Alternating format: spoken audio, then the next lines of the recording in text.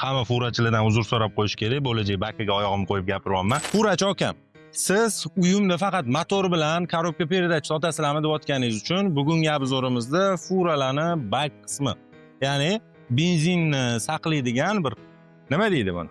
Angari desak bo'ladimi? Demak, uyum furalar qabristonida nafaqat motor, korobka передач, задний мост, balki siz o'zingizni furangiz uchun yangi benzabak sotib olsangiz ham bo'ladi. Va benzabaklarimizni har xil o'lchamlari, turli xil vidlari, turli xil tiplari bor.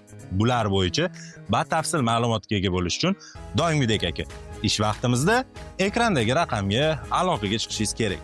Aytgancha, ish vaqtidan tashqari qo'ng'iroq qilsangiz ham biz sizga javob berishimiz mumkin, lekin har doim javob bera olamiz deb kafolatini bera olmayman. Shuning uchun ish vaqtimizda aloqaga chiqing, chunki uyum aniq ish vaqtida ishlaydi va aniq sizni ishonchingizni qozona oladi.